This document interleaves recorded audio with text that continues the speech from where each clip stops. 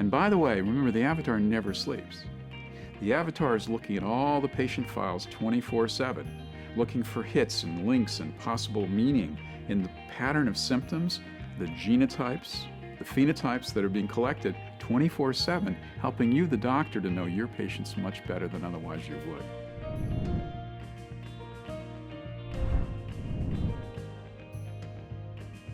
It is if the avatar is immensely capable at its job and immensely inexpensive.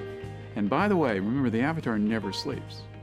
The avatar is looking at all the patient files 24/7, looking for hits and links and possible meaning in the pattern of symptoms, the genotypes, the phenotypes that are being collected 24/7, helping you, the doctor, to know your patients much better than otherwise you would. And it's doing it very inexpensively. Think about the avatar as like the ATM. We don't employ tellers on every street corner 24/7. To do so would be immensely expensive. But we have these machines called ATMs that everybody uses. In fact, people would probably rather use the ATM now than go see a teller. So I think it makes sense. Now the question is, how do we get to the avatar?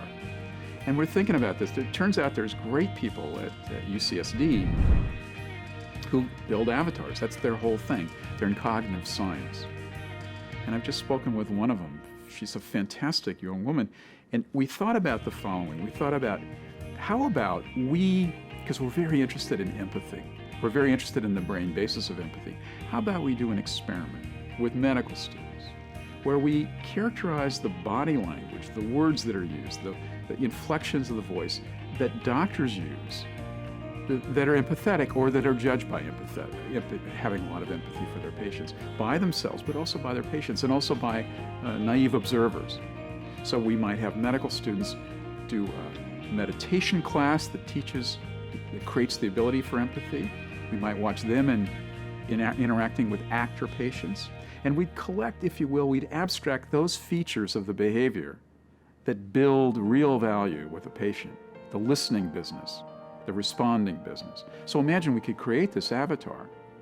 We'd equip it with this ability to collect the history, and then we'd give it a world of information to deal with. So when it goes to talk to the doctor, it's very well informed about the patient, and the patient in the context of all the other patients in the world. I can spend a whole half hour only just listening to the patient. I've collected all that information.